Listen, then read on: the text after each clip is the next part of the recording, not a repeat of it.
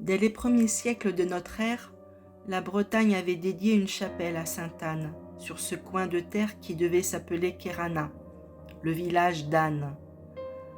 Cette chapelle fut détruite vers l'an 700, mais la tradition en conserva le souvenir.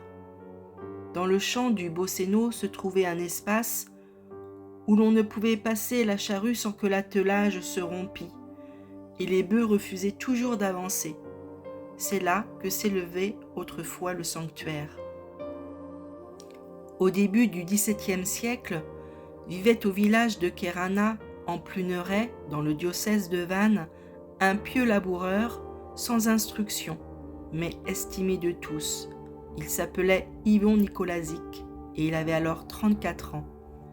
Excellent chrétien, il était fidèle aux offices de sa paroisse et même, chose rare à l'époque, il communiait tous les dimanches et aux grandes fêtes, et dans ses allées et venues, on le voyait le chapelet à la main. Ce fut lui que sainte Anne choisit pour être son messager. Avant de transmettre son message à Nicolazic, il semble que sainte Anne ait voulu préparer graduellement l'âme de son serviteur. Plusieurs fois, à partir d'août 1623, il eut la vision d'un flambeau qui tenait une main mystérieuse, et à diverses reprises, une dame majestueuse vêtue de blanc lui apparut tout auréolée d'une éclatante lumière, mais toujours sans rien dire. Enfin, elle se manifesta à lui et parla. C'était le 25 juillet 1624, veille de la fête de sainte Anne.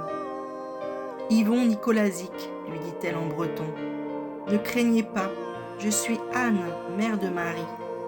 Dites à votre recteur que dans la pièce de terre appelée le Bosséno, il y a eu autrefois même, avant qu'il y eût un village, une chapelle dédiée en mon nom. C'était la première de tout le pays. Il y a 924 ans et 6 mois qu'elle a été ruinée. Je désire qu'elle soit rebâtie au plus tôt et que vous en preniez soin parce que Dieu veut que j'y sois honoré. » Nicolazic appela son beau-frère et 4 de ses voisins. Le flambeau les conduisit au champ du Bosséno. Là, il s'éleva et s'abaissa à 3 reprises et disparut dans le sol. Nicolazic marqua aussitôt du pied l'endroit et dit à son beau-frère de creuser. Bientôt, un bruit sourd indiqua que le fer de la tranche avait heurté une pièce de bois que l'on acheva de dégager à la lueur d'un cierge de la chandeleur. C'était l'antique statue de sainte Anne, encore reconnaissable malgré son long séjour en terre. Sainte Anne avait choisi ce signe pour authentifier la mission du voyant. Durant des semaines, Nicolazic fut soumis à des interrogatoires. Toujours, il raconta simplement ce qu'il avait vu. Au moment de mourir, le 13 mai 1645, il protestera encore, sous la foi du serment, de l'exactitude de son récit. Bientôt, les pèlerins accoururent en foule au pied de la statue et les miracles se multiplièrent. La statue fut d'abord abritée sous une loge de genêt, puis dans une cabane de planches, avant de trouver sa place définitive dans la chapelle construite par Nicolazic. Celle-ci, devenue trop petite, fut remplacée vers 1870 par la belle basilique que les pèlerins admirent aujourd'hui. Telle est l'origine du pèlerinage de sainte Anne d'Auray. Qui est sainte Anne ? Anne et Joachim sont les parents de la Vierge Marie. Le nom d'Anne n'apparaît dans aucun texte de l'Ancien ni du Nouveau Testament. Seule une tradition du IIe siècle, rapportée dans le protévangile de Jacques, la mentionne. D'après cette tradition, sainte Anne serait de la tribu de Lévi, celle qui était chargée du service du temple. Elle épousa Joachim, de la tribu de Juda, qui possédait des troupeaux et des pâturages. Le couple habita Jérusalem et mena la vie de gens aisés, pieux et charitables.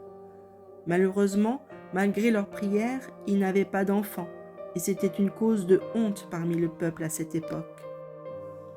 l'ange Gabriel aurait été envoyé à Joachim, alors en prière dans la montagne, suppliant Dieu pour lui demander de revenir à Jérusalem, et il lui annonça une descendance, telle que les prophètes et les saints n'en ont jamais eu et n'en auront jamais.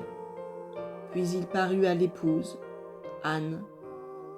Il lui fit la même annonce. Il l'enjoignit d'aller retrouver son époux à la porte d'allégresse. Ce furent les jours de la conception immaculée de leur fille Marie. Tous les ans, il y a un pèlerinage à la basilique d'Auray pour l'honorer.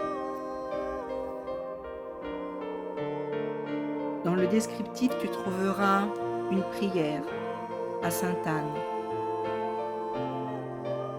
En 2022, suite à un pèlerinage que j'ai fait à Sainte-Anne d'Auray, j'ai posé ma voix sur cette musique créée en l'honneur de Sainte-Anne.